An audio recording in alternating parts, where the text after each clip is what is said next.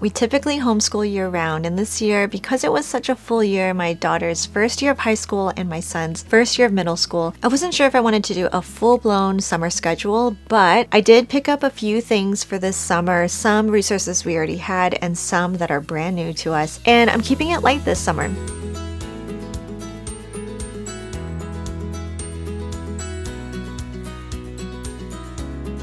Hi, my name is Trisha at Juicebox Homeschool. I am excited for summer, not just to end the year strong, but to dive into some of these topics that I've been putting on hold. Usually what I do throughout the school year is kind of assess what we might need to have some extra work on, if there are any subjects that I think that we need more time on to prepare for the next school year, and also to find some topics that might be enriching and also enjoyable for my kids in the summer. It's a great time to learn a new skill or hobby and to have the time to be able to dive deeper into that. If you have time to attend a homeschool convention this summer, that is such a great thing to get inspiration from, to find new ideas, and just to fine-tune your plan for the next school year. A lot of time you'll find encouragement, but also just affirmation for the things you have planned for the next school year. If you don't have time this year to attend an in-person convention, I highly recommend you check out Made to Homeschool. It's an online convention of experienced homeschool moms. There are different levels of membership, with the lowest one starting at $5 a month, and with that includes almost daily new content, including printables, full unit studies, videos, and articles from your favorite homeschool creators online.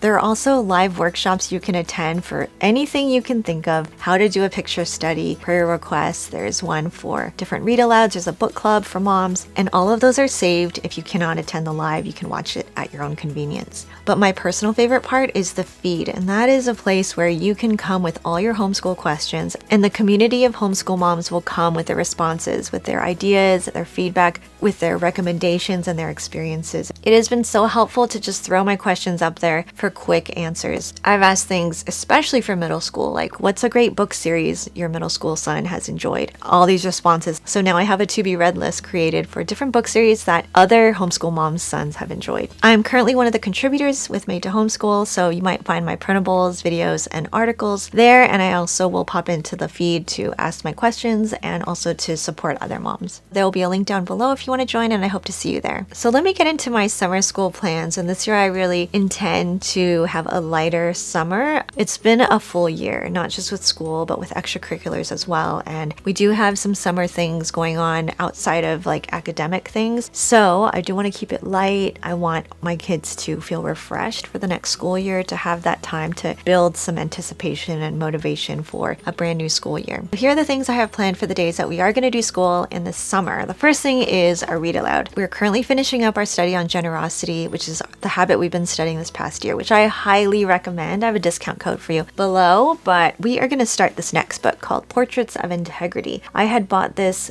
years ago, maybe 8 years ago, long time ago. And I tried to read this with my oldest daughter, who at the time was in elementary school, and I could tell pretty quick that we were not at the level yet. So I spotted this on our bookshelf recently and pulled it out and went through it. I was like, I think it's the time. Many of the habits that we've gone through already with laying down the rails and our generosity study, now this time it goes through different characters that portray that attribute. So each chapter will describe a person and how they displayed that character attribute. So some of the topics covered are alertness, attentiveness, availability, boldness, compassion, contentment, courage, decisiveness, deference, dependability, diligence, discernment, discretion, endurance, enthusiasm, flexibility, forgiveness, generosity, gentleness, gratefulness, honesty. And that's just A through part of H. So 45 stories of real people in total. So I'm hoping to read a chapter anytime we do a school day and get through as much as we can for the summer.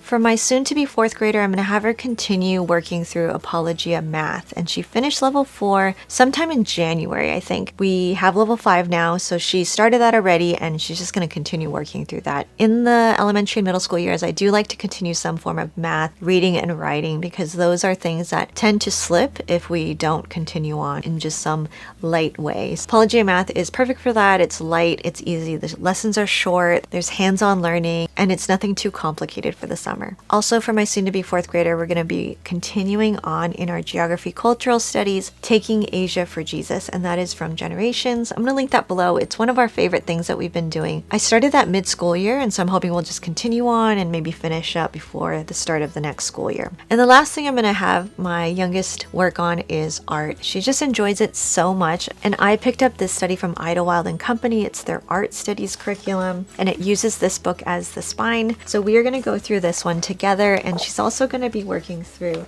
Nature's Art Club with Lillian Thistle. She recently discovered more art projects, and she's just been obsessed with making things and creating things. And it's actually her idea because she previewed some of the projects on there and just got so excited. So I told her, let's wait till summer and you can go for it, go all out. For my soon-to-be 7th grader, we're going to work on a couple things. One is math. We're going to take a summer course from Thinkwell. It's my first time ever using Thinkwell. I don't have any experience with it, but I saw an ad for it and I looked at the sample. They also have a practice test, and I looked at the samples. They also have a practice test online for like grade 6 and grade 7. Math has not been the easiest, so I had him take both tests because I wasn't sure if he needed 6th grade review or working into 7th grade. But according to the test, he placed in the 7th grade category, so I am going to sign him up for the 7th grade summer course. And my intention was to find something that is more hands-off for me. I feel like because it's been a rough year for math, it'd be great to have a break for myself, but also for both of us, just to have some distance before starting the new school year, but also have him keep up with his skills. In addition to math, I'm going to have him start How Jesus Built His Church, and this is designed for level 7, so it's kind of in the middle of all of my kids. My 3rd grader is an advanced reader, and I have a high schooler, so this is kind of like right in the middle. So what I'm planning to do is read this aloud in the morning, but have my soon-to-be 7th grader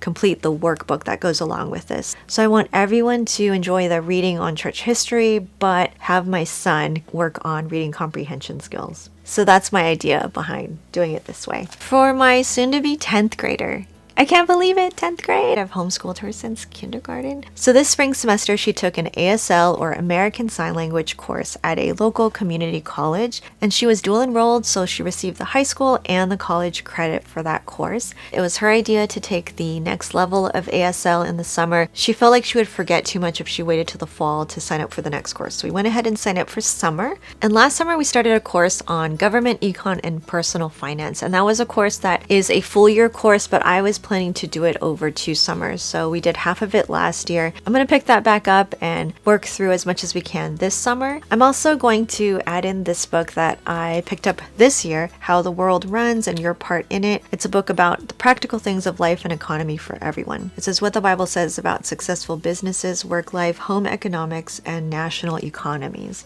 It's a pretty thick book, as you can tell, but when you look inside, there's a lot of photos and the text is not tiny, so it's not as intimidating as it looks from the outside. And the last thing I would like to start with my soon-to-be 10th grader is history. So I want to get a little head start and work through some American history. So I picked up this from Guest Hollow. It's their American History for High School Year 1 curriculum.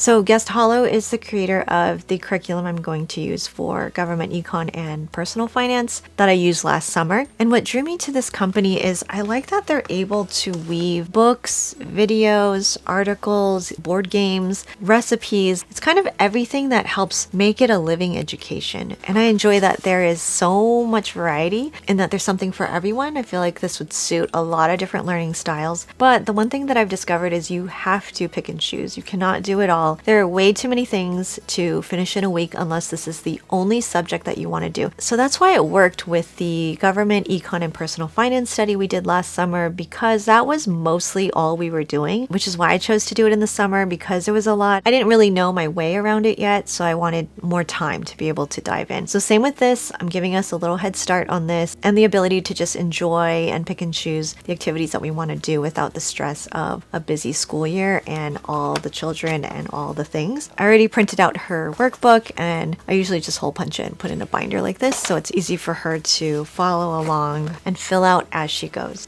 So those are some of the things I'm hoping to work through this summer. We only have really about 10 weeks, so I'm not expecting to finish everything, but I love the idea of keeping up with our skills and also having the time to introduce new topics and being able to really dive in and savor it. If you're homeschooling this summer, I'd love to know what your plans are. Leave me a comment below. Let me know what you're planning to focus in on. And as always, if you have any questions about anything I showed and shared today, let me know down below. Thank you so much for being here. I'll see you in the next video.